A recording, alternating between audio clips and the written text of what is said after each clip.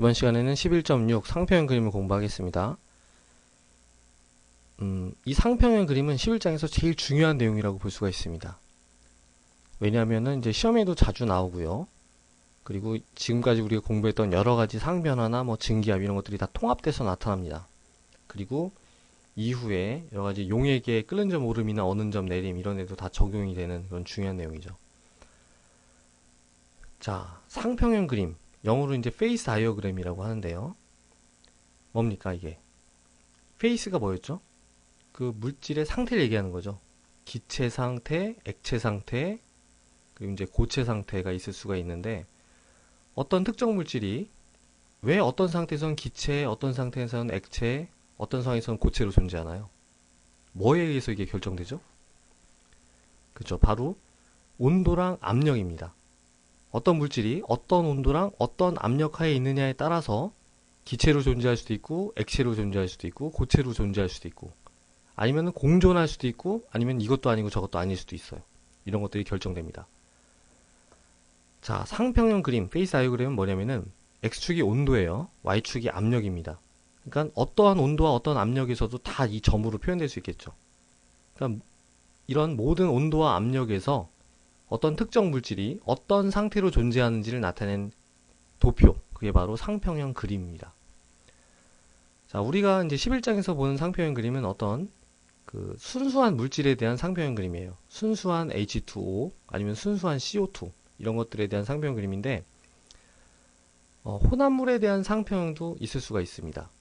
그래서 이제 나중에 13장에 보면은 용액에 대한 상평형 그림이 나와서 끓는 점 오름 어는 점 내림을 우리가 그걸 통해서 이해를 할 수가 있습니다. 자, 그럼 이제 상평형 그림을 하나하나 자세하게 보면요. X축이 온도고 Y축이 압력이라는 거예요. 자, 요 점은 뭘 의미할까요? 이 온도랑 이 압력 조건에서 이 물질이 있다는 거예요. 예를 들어서 CO2라고 해보죠. 이산화탄소가 이 온도랑 이 압력 하에 있다 이거고 그럴 때 얘는 어떤 상태로 존재한다고요? 그죠. 바로 기체 상태로 존재한다 이겁니다. 왜 그래요? 여기 있는 이 영역, 이 누런 영역 전체가 기체예요. 얘가 전체가 기체를 의미합니다. 만약에 이 온도랑 이 압력에 있는 요 조건, 요 점에 해당되는 이산화탄소는 뭘로 존재하나요? 그죠. 요 영역에 있으니까 액체예요. 그리고 요 온도랑 요 압력에 있는 요 조건에서는 이산화탄소가 고체로 존재합니다. 그래서 여기 있는 영역은 뭐냐면은 이 영역에 포함된 모든 점에 해당되는 온도와 압력에서는 전부 고체로 존재하고요. 여기선 전부 액체, 여기선 전부 기체로 존재를 하는 겁니다. 예. 자, 그럼 한번 연습을 해볼까요? 여기 고체가 있는데요. 일정한 압력에서 온도를 높였다. 그러면은 이 점이 어디로 이동을 할까요? 자, 일정한 압력이니까 압력이 일정한 거죠. Y축이 똑같습니다. 근데 온도를 높였으니까 X축으로 이렇게 이동을 하는 거죠. 자, 어때요? 고체에다가 온도를 높이니까 액체가 됩니다. 그리고 액체에다가 계속 온도를 높이면 어떻게 될까요? 이제 기체가 되죠. 예. 자, 만약에 압력이 낮으면, 여기 압력이 낮은 상태인데, 압력이 낮은 상태에서 고체에다가 온도를 높이면 어떻게 되나요? 액체를 거치지 않고 바로 기체가 되죠. 예. 뭐라고 합니까? 승화가 된다고 하죠. 승화. 자, 압력이 되게 낮은 상태에서 고체로부터 바로 기체를 만들어내는 거. 이런 걸 이용한 게 뭐가 있을까요? 바로 동결건조가 있습니다. 동결건조. 그래서 압력이 낮은 상태에서 이제 열 에너지를 가해서 승화를 시켜서 우리가 원하는 거를 이렇게 깔끔하게 싹 건조시키는 그런 방법이죠. 영양소 파괴 없이. 자, 그러면은 여기 있는 요 상태에서 일정한 온도는 변하지 않고 압력만 높이면 어떻게 될까요?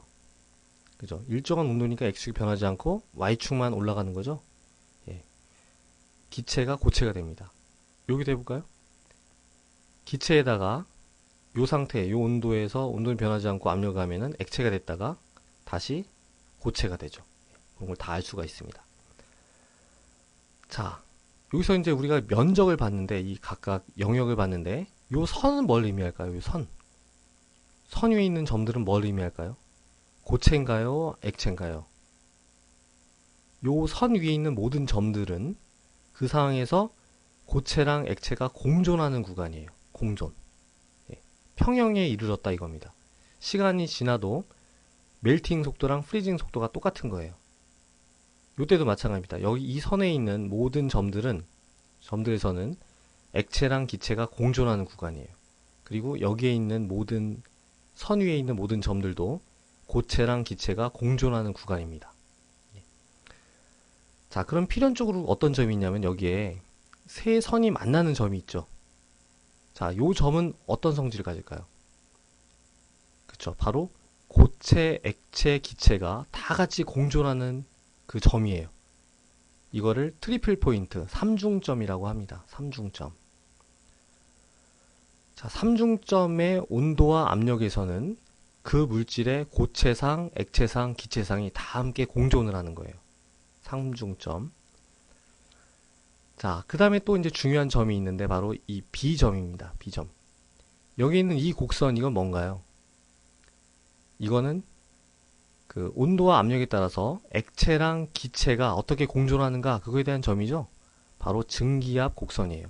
증기압 곡선이 뭐였습니까? 특정 온도에서 액체상과 평형이 기체상의 압력을 나타낸 거였잖아요. 바로 여기 되는 거죠. 평형 상태니까 액체랑 기체가 공존하는 거죠. 공존하는 그 압력을 나타낸 거고 역시 여기 이것도 마찬가지입니다. 액체랑 기체가 공존하는 거니까.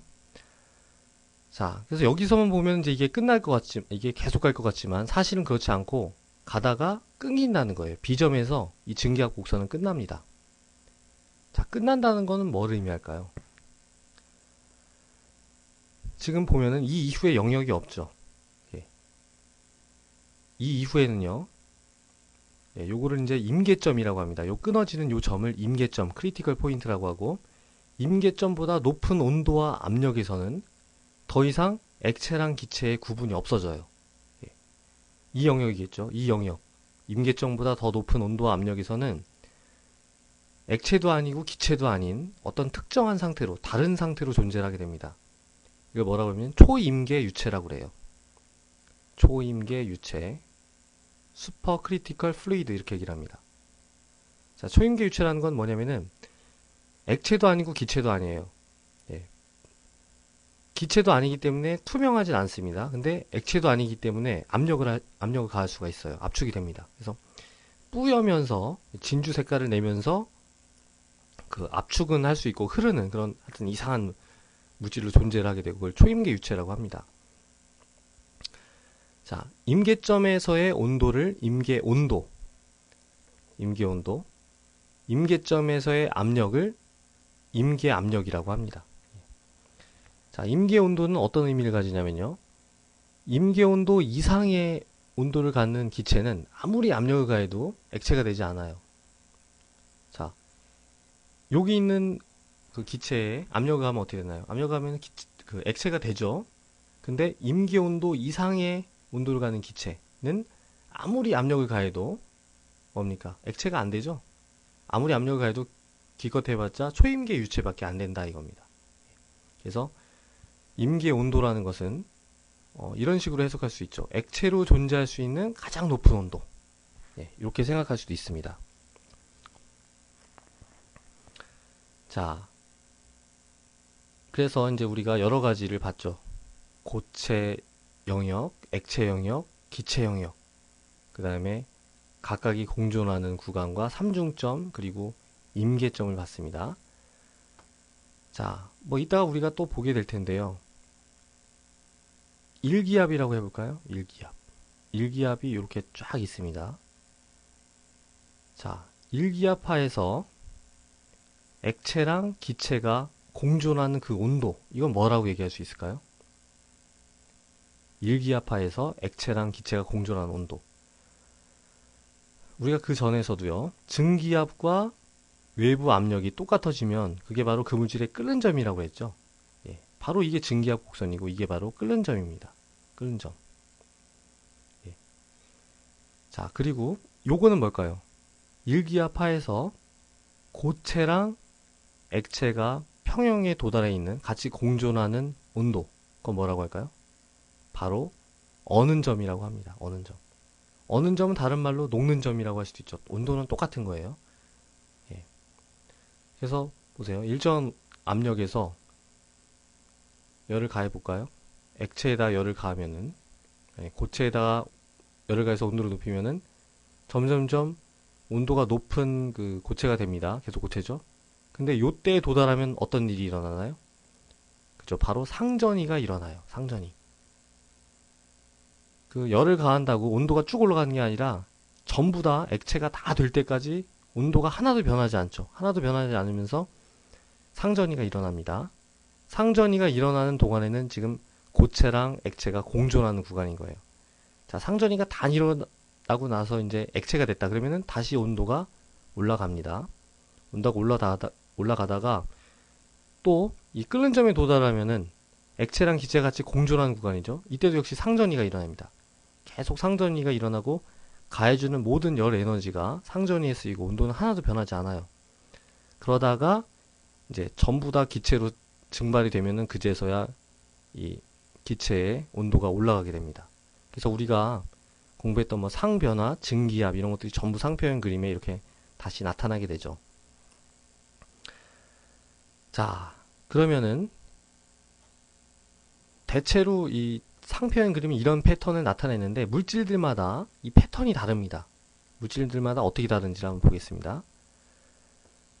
자, 요게 이제 물의 상표현 그림이고요. 이거는 이산화탄소의 상표현 그림이에요. 어때요? 당연히 뭐 온도랑 압력은 터무니없이 다르죠. 굉장히 다른데 우리가 지금 보려고 하는 거는 구체적인 수치가 아니라 전체적인 패턴이에요. 자, 어때요? 비슷한 것 같죠? 이렇게 올라갔다 이렇게 되고 이렇게 올라갔다 이렇게 되잖아요. 자, 비슷하지만 아주 결정적으로 다른 게 있습니다. 뭐냐면은 얘는 기울기가 이렇게 돼 있는데 음의 기울기죠. 근데 얘는 양의 기울기예요. 자, 별거 아닌 것 같지만 굉장히 다릅니다. 이거는 물 같은 거는요 이렇게 음의 기울기를 가지게 되고 드라이 아이스나 대부분의 물질들은 이런 양의 기울기를 가지게 됩니다. 자, 이게 뭘 의미할까요? 이게 기울기가 이렇게 오른쪽으로 기울었느냐 왼쪽으로 기울었느냐에 따라서 물질이 어떤 특징을 가지게 될까요? 자, 우리가 지금 여기 고체가 있습니다. 고체가 있는데 고체에다가 압력을 가해 볼까요? 그럼 어떻게 됩니까? 이제 얼음이죠. 얘는 물이니까. 얼음에다가 압력을 가하면은 어떻게 그릴 수 있죠? 일정한 온도에서 압력을 가하는 거니까 그대로 Y축만 올라가는 거죠. 그럼 뭐가 됩니까?